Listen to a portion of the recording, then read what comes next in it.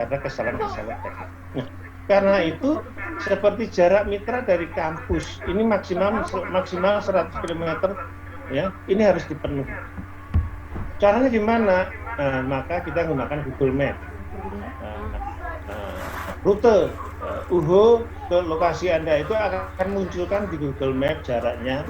Nah, itu di screenshot, itu sebagai lampiran yang menunjukkan benah lokasi mitra yang sekaligus di sana ada informasi tentang jarak lokasi mitra dari kampus. Nah, ini jangan sekali-kali dilanggar. Termasuk jangan sekali-kali melanggar dengan mengatakan metode blended. Begitu reviewer membaca metode blended, langsung disingkirkan, nilainya 1 semua. Jadi itu bahkan kalau kita deteksi di tahap 1 itu tidak perlu ada nilai di sana kan. Di sana hanya lanjut tahap 2 atau tidak lanjut, alasannya apa? Melanggar administratif. Jadi kalau Anda melanggar hal-hal yang sepele seperti itu, Anda sangat berjasa pada reviewer yang seharusnya dia mungkin membaca butuh waktu 10 menit, tapi dalam hitungan 15 detik mungkin sudah bisa ngedrop proposal Anda sama. Jadi jangan biarkan reviewer bekerja terlalu cepat hanya karena Anda melakukan kesalahan. Ya. Jadi apapun kegiatannya, mitra PKMPM ini harus kelompok non-profit, bukan pamong praja, juga bukan pamong praja. Jadi untuk PKMPM jangan bermitra dengan RT, RW, lurah atau bagian dari kecamatan, tapi kelompok masyarakat, tapi yang non-profit. Non-profit bisa Karang Taruna, PKK, kelompok remaja masjid atau apapun. Ingat, walaupun kegiatan kita itu adalah kegiatan sosial, misalnya adik-adik mungkin melihat kelompok masyarakat ada pemulung itu kadang-kadang berkumpul di suatu wilayah tertentu ya, mereka nggak punya tempat tinggal. Ada satu kelompok masyarakat pemulung itu karena kondisi mereka yang seperti itu, mereka walaupun mengaku beragama Islam tapi nggak bisa membaca Al-Quran. Terbelidiklah mahasiswa untuk mengajari mereka untuk belajar membaca Al-Quran dan mengajarkan mereka untuk rajin melaksanakan sholat. Ini kan sesuatu yang mulia, bukan kegiatan yang meningkatkan profit. Tapi karena masyarakatnya adalah pemulung, dan pemulung itu adalah mereka yang mencari barang untuk dijual, bukan untuk dikoleksi.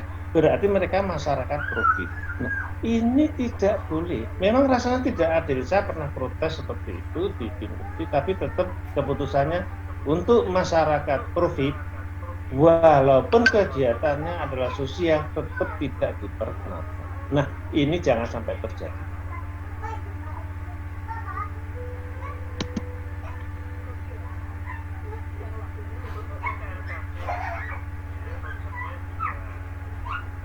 Jadi dari kondisi lingkungan yang ada, kalau tadi melihat potensi bisnis, di sini ada suatu karya teknologi, kita tidak berpikir apakah nanti produk itu bisa menghasilkan keuntungan buat saya atau tidak. Tapi kalau bahwa kita bisa menunjukkan masyarakat itu butuh karya teknologi seperti ini, melihat kondisinya yang ada di masyarakat sekarang.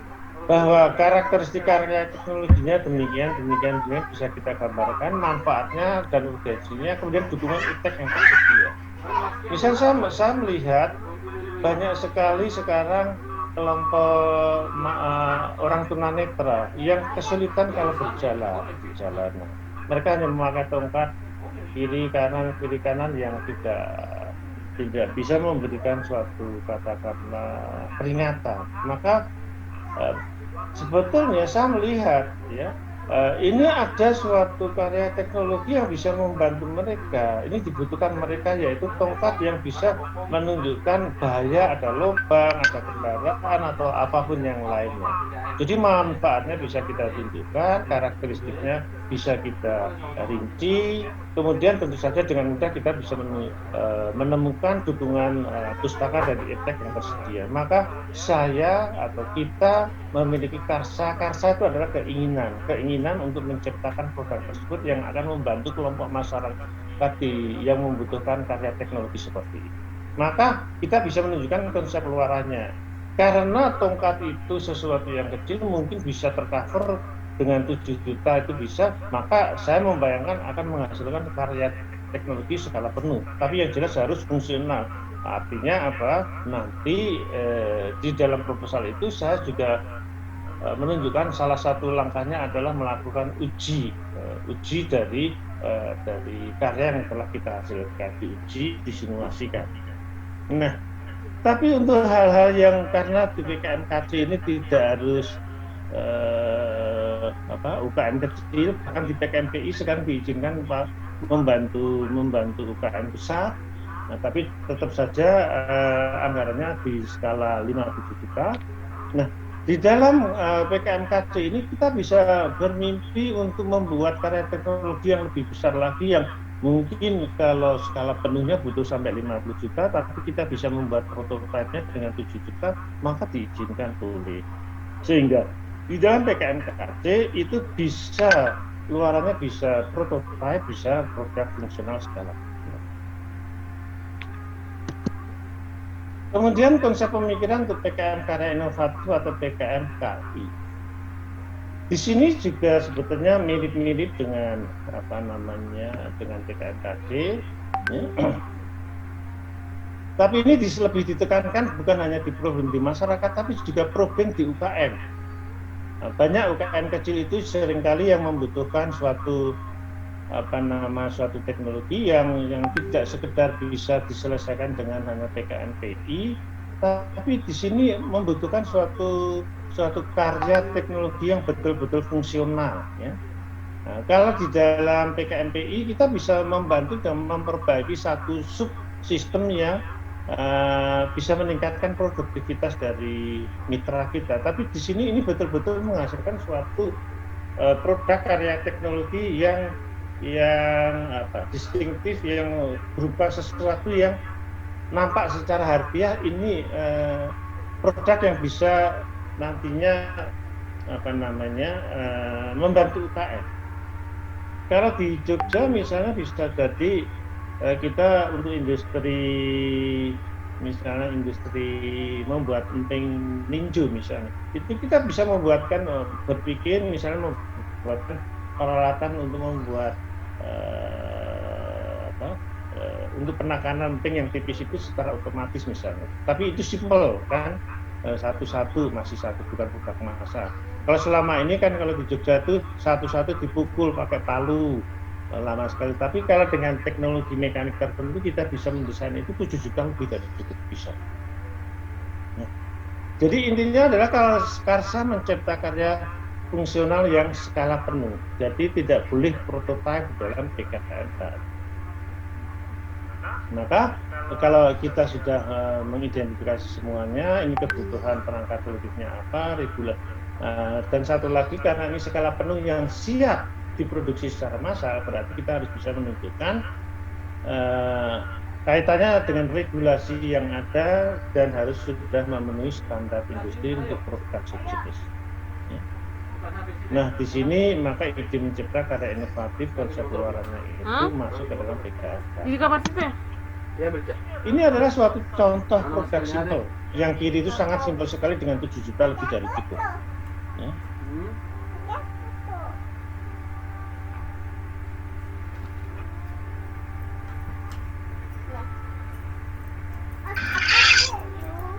Pakai masker. Oh, ini dia mungkin maskernya.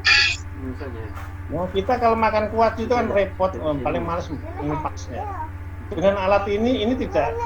Jadi di dalam PKMKI itu kebutuhannya bisa untuk UKM, bisa untuk masyarakat. Maka dengan alat ini sangat fungsional skala penuh. Yang kedua di kanan itu helm pintar. Ya, ini mungkin sedikit mahal, tapi kalau ada tambahan anggaran dari perguruan tinggi, tadi totalnya 8.150.000 dan beberapa fiturnya dikurangi, mungkin bisa tetap terlaksana. Ini contohnya ada. Nggak bisa tidak pakai masker itu dia. Nanti dimarahi. Tidak masuk itu. Di mana Bapak?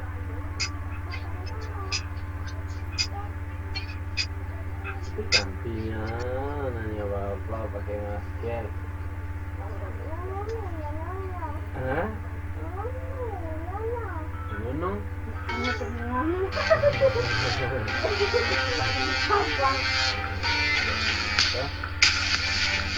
Ayo.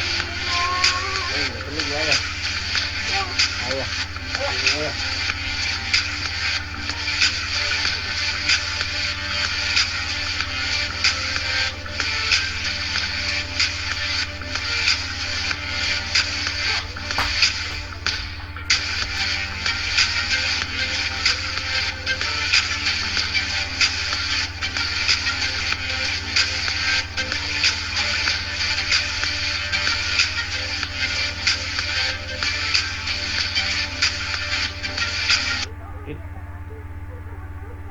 Jadi kita lihat tadi ada ventilasi sehingga nggak sumur dan helm ini dilengkapi dengan GPS, dengan kamera dan dikonek dengan smartphone kita.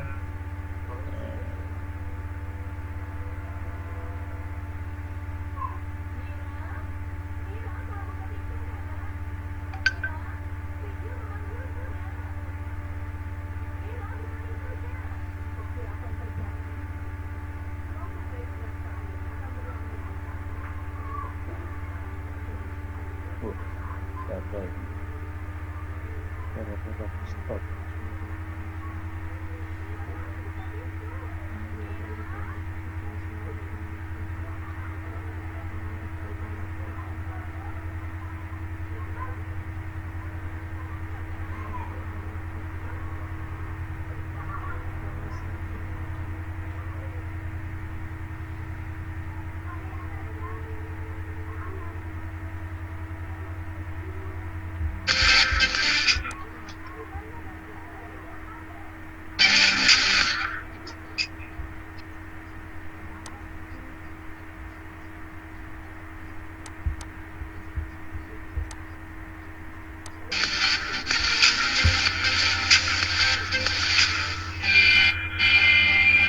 Ada beberapa lapis.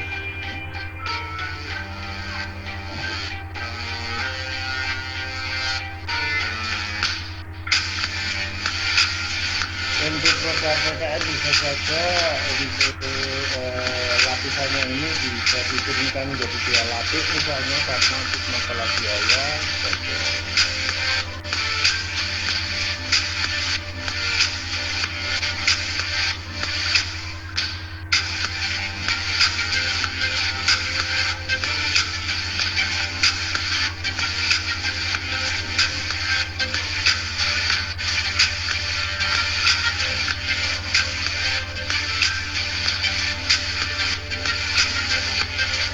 Ini contoh ketika dipakai di jalanan oleh pengendara motor.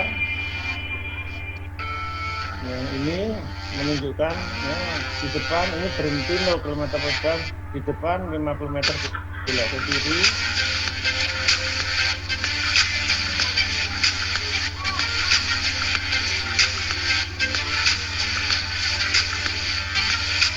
Belok kiri ini kecepatannya kelihatan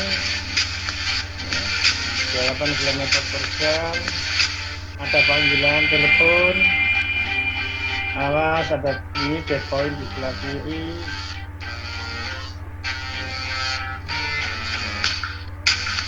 Ini komponennya jadi ada wifi,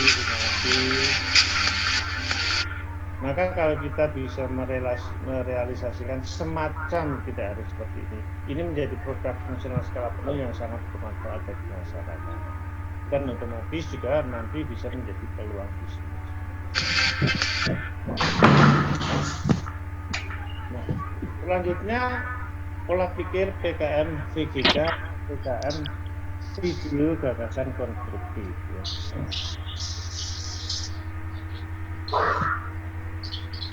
Jadi sebetulnya agak mirip-mirip dengan PKM katakanlah KC tadi, ada kondisi. Di sini kita melihat kondisi real yang dikaitkan, tapi dikaitkan dengan masalah SDGs atau masalah keprihatinan nasional. ada permasalahan-permasalahan misalnya kondisi yang sering banjir atau kita melihat